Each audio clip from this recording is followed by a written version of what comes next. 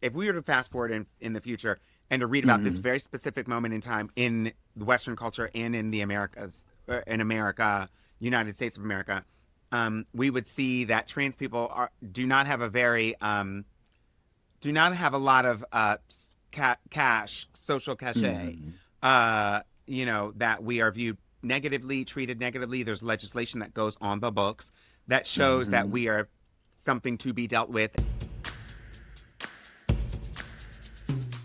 Hey, y'all. Welcome back to another fabulous episode of Queer 101, the podcast where we talk about everything under the sun: queer art, queer culture, queer literature, queer existence for your nerves. I am Peppermint. And I am Hugh Ryan, a.k.a. Hugh the Historian, and welcome to the podcast. Yes, honey.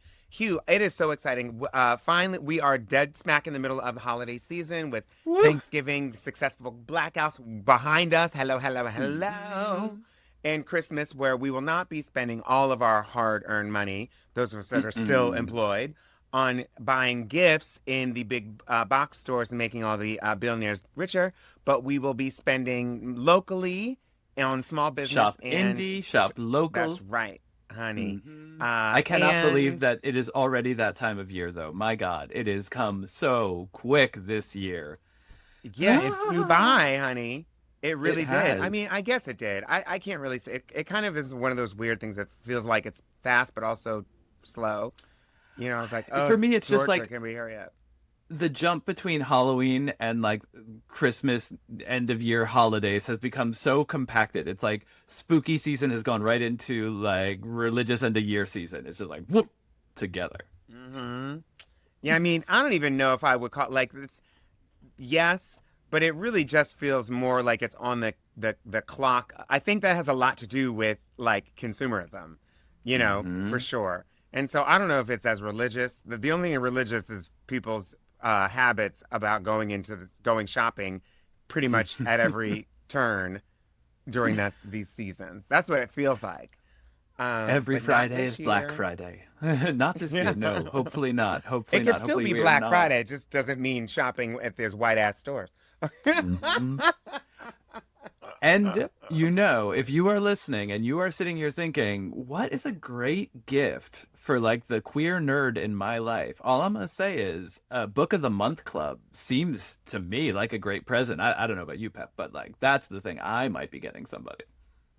I think so. I mean, it has allowed access to things that, I didn't even know existed. And I think that is definitely true. Now, listen, a Book of the Month Club doesn't necessarily mean you have to get it for one particular person. You can get it for yourself and then send them family members, share books to other people.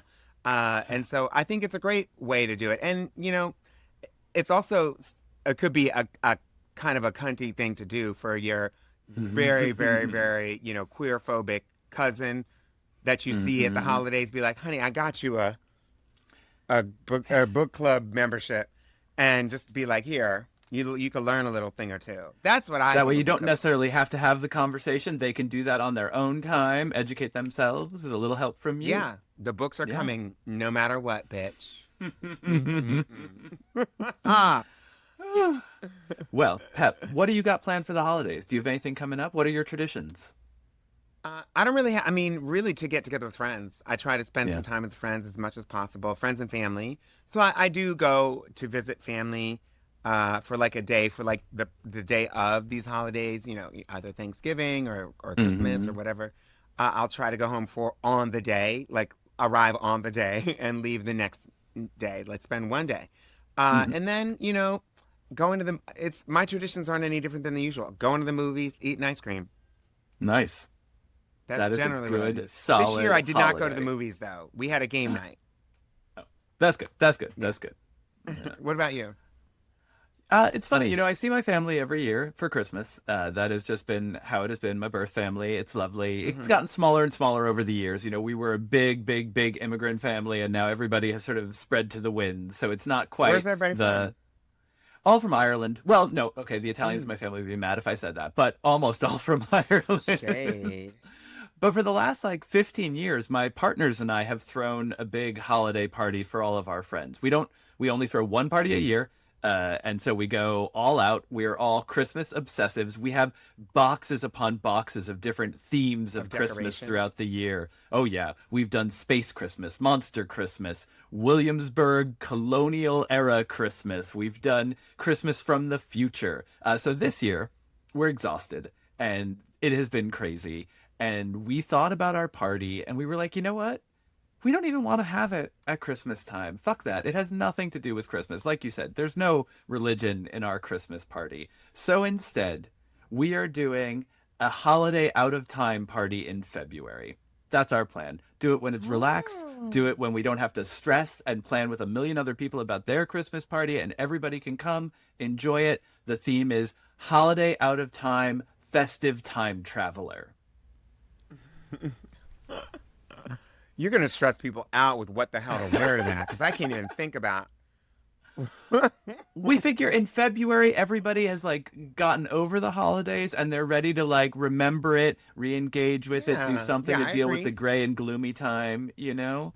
So that's our new holiday tradition is a holiday party in February. That's what we're gonna go with it and see how we can extend this season, extend the holidays, extend the magic, extend the spookiness, Extend.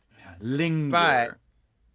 that doesn't necessarily mean constant spending, does it? Oh my gosh. No, no, no. And in fact, our theme was in part chosen because we have the decor from 100 other holidays that we can put together and make it time traveling. So, yes, Okay. spending less money, spending more time together. I just really believe in throwing parties. I think it's really important. I've always been a person who throws parties. It I love is. throwing them.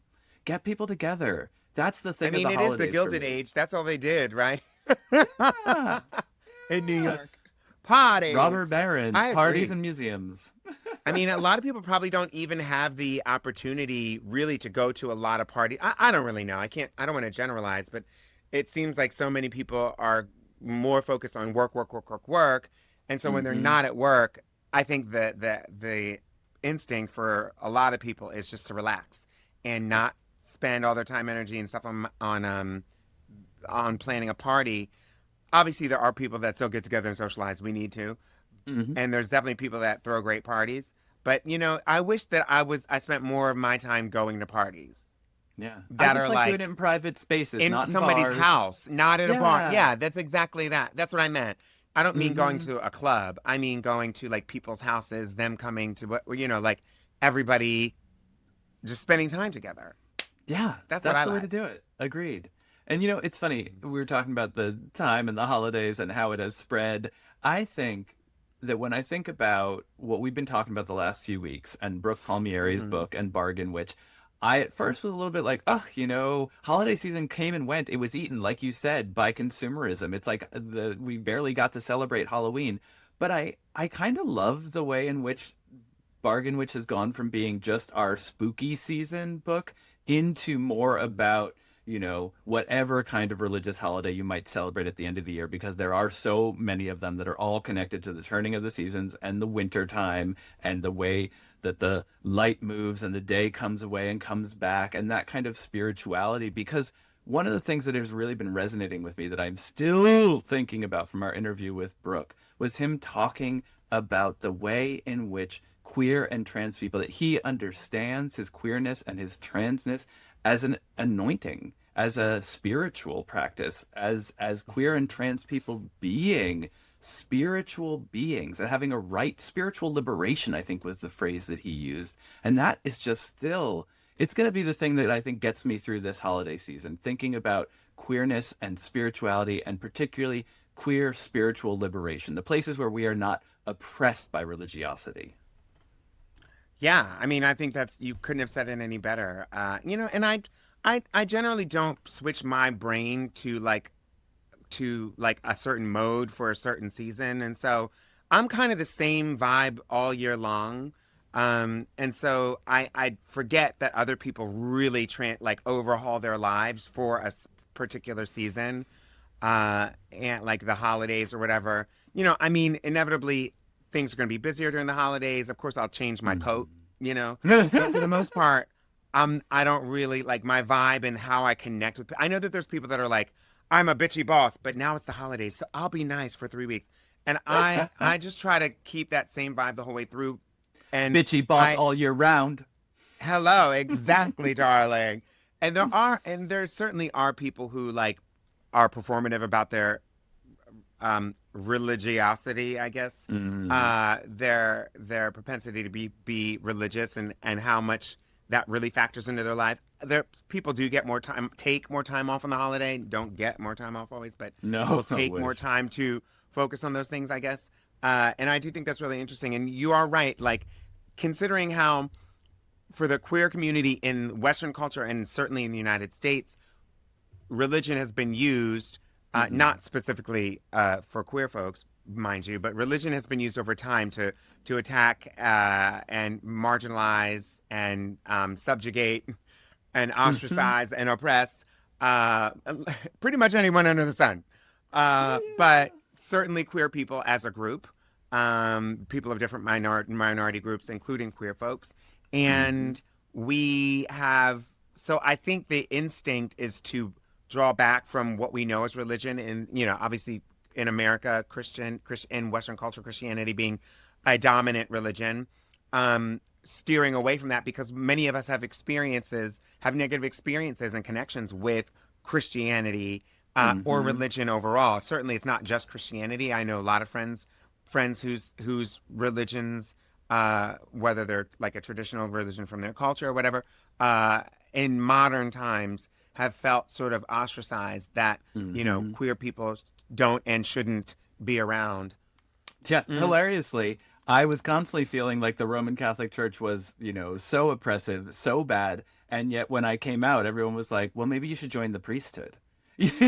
Like what a weird combo that was. Certainly pushed me away from it. that's interesting.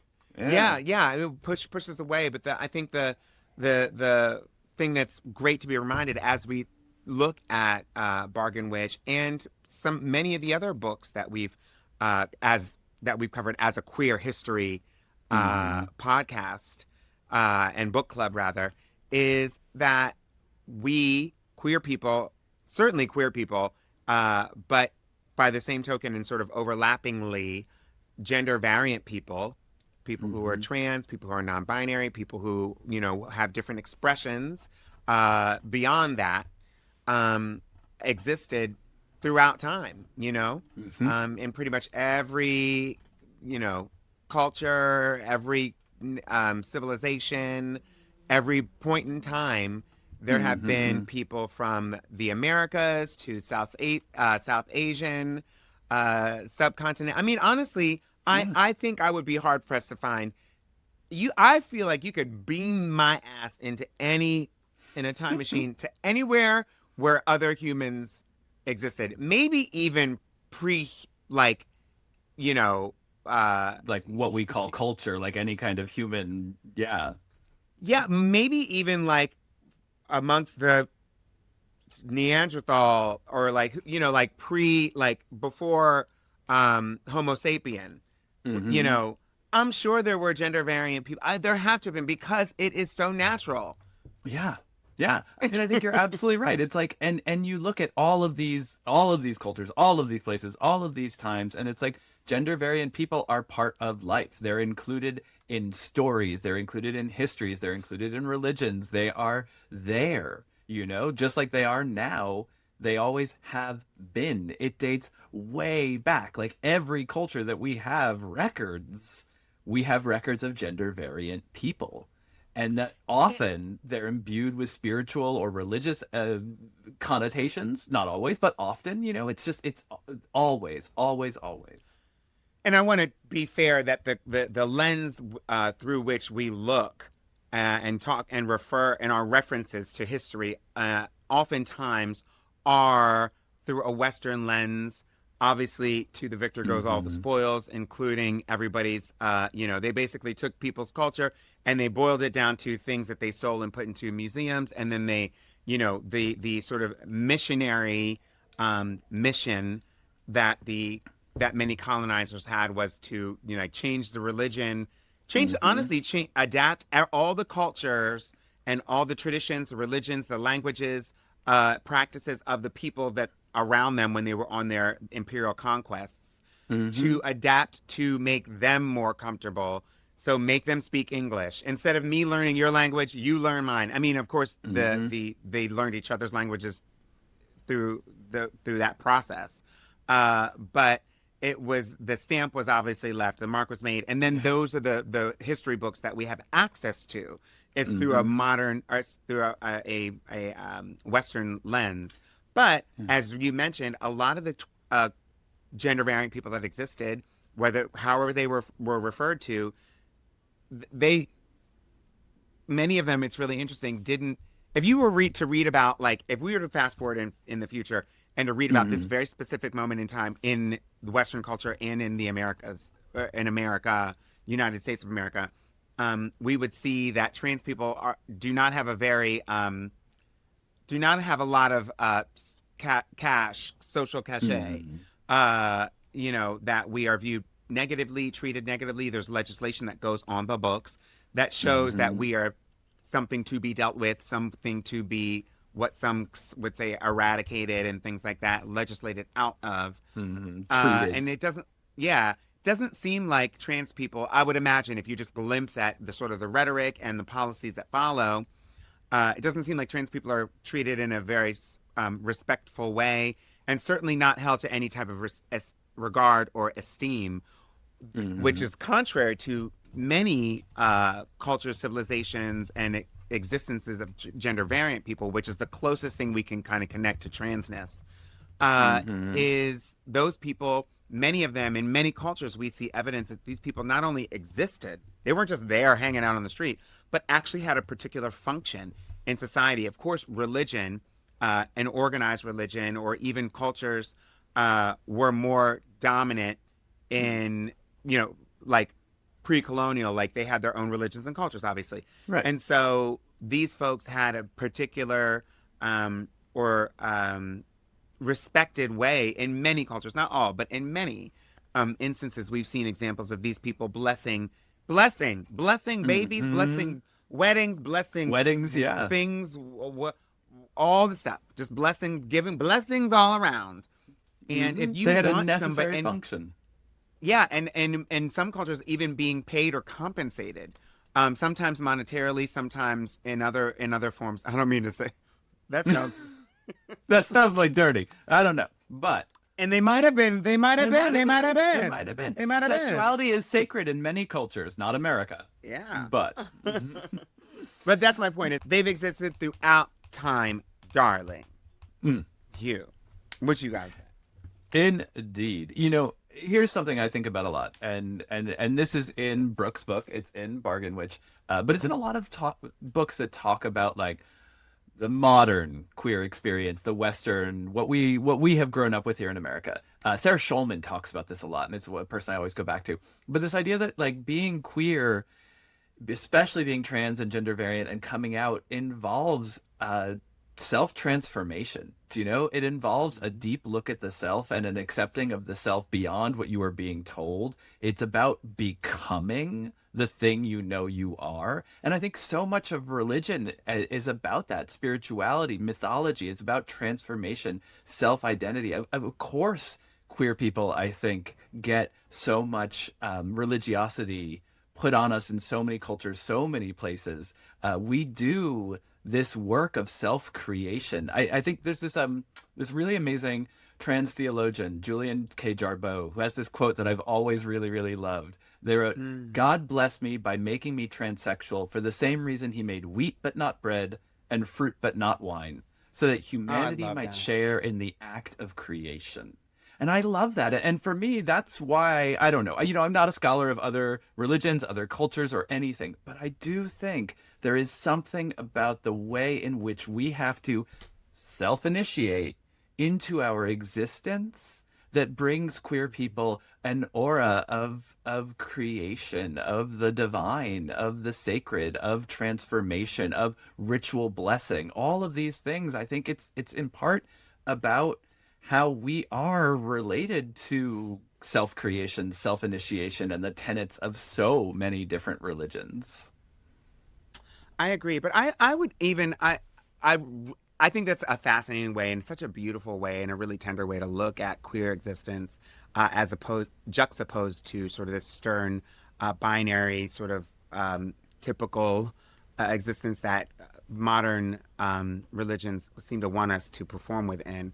And you know, to be fair, we see that as sort of as we trade from sort of like the imperial feudalist way of controlling people to capitalism, we can see religion used as a tool to subjugate people even more and basically say things Hmm. like slavery is something that God always wanted. So we're having slavery.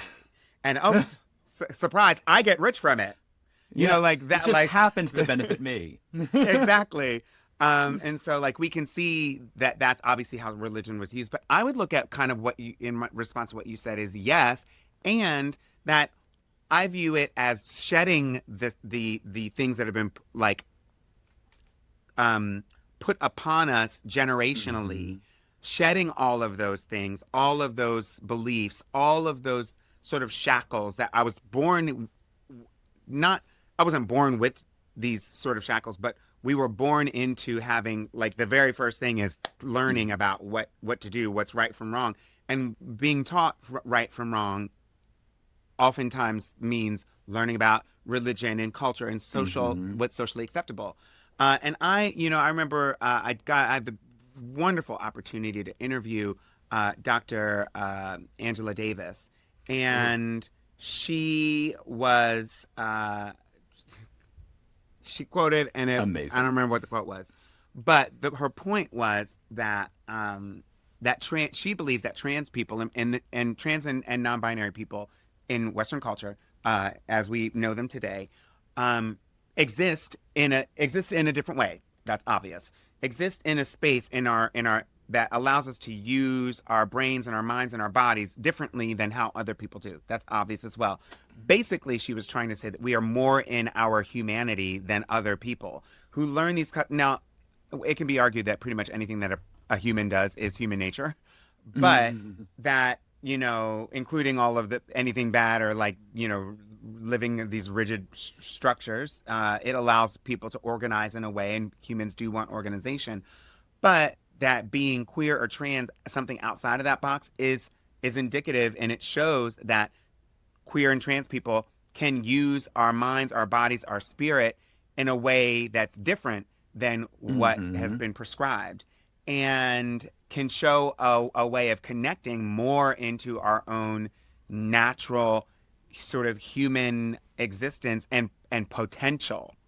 And I think that's a big piece of it because honestly, I wonder what, yes, in this world meaning like by today's standards, trans people have and queer people are doing something different and, I would say special. But Yes. it'd be really interesting to see when it comes to gender how humans would be after we've experienced what we're currently experiencing now. Mm. My thing is beeping. Your Um, alarm was so excited by that idea, it just had to it like was like, applaud. amen. My little mechanical cup It's the amazing. tea. It's the tea, honey. But to see how, like, what in the future, what will, basically, it was a very extremely long way of saying, like, I wonder what Americans will be like 100, 200 years from now, if and or when the oppressive Hmm. nature of gender performance is gone, and we're able to Right. exist free of things like gender specific gender uh, roles. Mm. What I love about that is that it turns this, like, you hear about social contagion on its head, that, oh, like, queer people, trans Oh people God. are just like trying to ape something we've seen, as though meeting like a single trans person once in your life will overtake all of the heterosexual conditioning we live in. And it flips that on its head, right? It's like queer people are actually getting in touch with themselves. They are more likely to understand who they are, what we need, I love that way that Dr. Davis reframes that, and that is so smart for me. And it honestly, Like when we like the history we've been talking about, I think that we can see that there have been so many attempts throughout history. I mean, the history of Mhm. Western colonialism could be redescribed as a history of trying to like enforce a specific gender binary on so many different peoples around the It, world and across yeah. time. That, we have 1,000 years of this attempt to squash these cultures, these peoples, these existences, and it has failed because we know them, right? And they still exist. They are modern as much as they are quote unquote pre-modern, right? Like Dr. Davis is right. We go deeper Mhm. into ourselves, and I think this kind of like the social contagion of European colonialism has tried for a very long time to stop that, and it has failed. Because I hate to get all like about it, but like you have to think like there was an extreme need or desire, depending on how you would frame it, for the Europeans of that time. And it wasn't just Europeans. It was obviously like conquest as a tale as old Hmm. as time. But in as it relates to us in Western civilization, even the word civilization, I know all the words are um, bad. oh yeah, shows that they had a need and a desire to um, not only get to a different land, get to more land, have more land, but also utilize the resources, the natural resources, the foods, the whatever, Hmm. the climate that could grow certain things that could never be grown anywhere in Europe, right? Yeah. So they were able to discover new plants, new things, new whatever that just would not have existed, that could not be recreated in most parts of Europe because of the climate and where it is on the hemisphere. And so, but there were already people there. So you have Hmm. to control those people. We have to figure out how we can, and then we have to control those people. Eventually, that's clearly what they landed on wanting to do. And you cannot control what you don't categorize.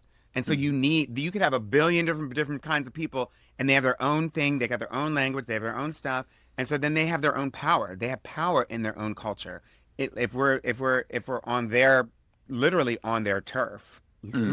literally, then you have to sort of, I would imagine, strip those things away, Yeah. including the exaltation of gender variance.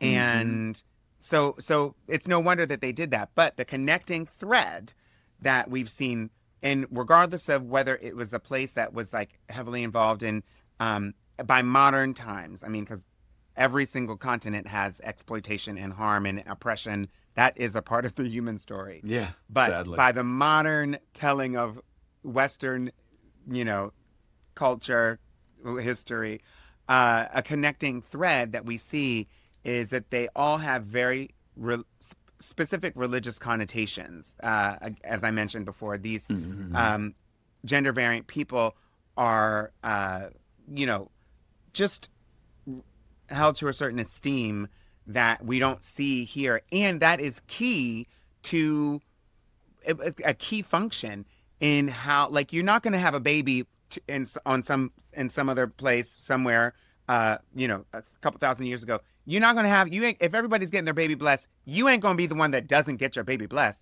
because they didn't have like what we would call that we didn't they I'm not sure that they thought as scientifically as we do by today's standards. I'm not saying that there wasn't science, there was, but I think it seems obvious. I'll say it seems apparent that a connection to a greater spiritual essence or being was a good thing or a necessary thing or Hmm. a thing that existed um, and was necessary for the progression of everyday life, for things to happen on a Yeah. daily or weekly, monthly basis, things that you did in your with your baby, in your new Hmm. relationships, starting a new whatever, maybe having growing some seeds on a farm, whatever, would need or want it to be blessed, would need or Hmm. want the powers that be to like be involved in that. And trans people or gender variant people of that day were involved in that in many cultures, like thousands of miles away from each other. like on Yeah. different continents. They were performing similar functions, and that has to be because they had an understanding of how humans could be that other folks who felt maybe more constricted or didn't have that um, um, um, uh, um, propensity Mm, they didn't necessarily have that, so they didn't have that skill. They weren't, honey, they didn't right. have that swish. That Yeah. swish helps you see a few things. Yeah, that freedom. They did not have it inside themselves in that way. And, Yeah. it's funny. I don't want to I don't want to toot our horns too much, but I do think that point you made about like the colonial power, whatever power that is, whatever power comes in at any point and tries to take control, one of the ways they do it is limiting that information, controlling how people think, how they understand themselves, forcing whatever the colonizers' ideas onto the colonized. But it is the talking about these things, the sharing of this information, whether that is within your culture as a mode of resistance passed down inside religious groups or family groups, or in this kind of thing, these kind of the books that we are promoting, the people that we are talking to, people like Brooke, or, it's funny, every time we talk about spirituality, I think about Carvel Wallace's book, which we talked about months ago, and his ideas Oh. about love and spirituality and how much those affected me. But passing around this kind of information, whether it's about traditions that existed once that have been suppressed, or whether it is about new and emerging ways of being gender variant, however you do it, that model, that knowledge that they're, like you said, have always been other people, other groups, thousands of miles apart, years, hundreds of years apart. That is so important. And I think it's one of the reasons that I love doing this with you. And I love talking to authors like Brooke and promoting these works. It's like this kind of information is in and of itself a resistance to whatever colonizer inflicts whatever binary on us. Yeah, yeah, and the people who held such um, important roles in culture. I want to, specifically call, like, if you're like interested in this at all and want to do more research, you'll find a wealth of research, which we haven't necessarily done all of it, but you know, the some of the evidence that points to gender variance throughout different civilizations and cultures.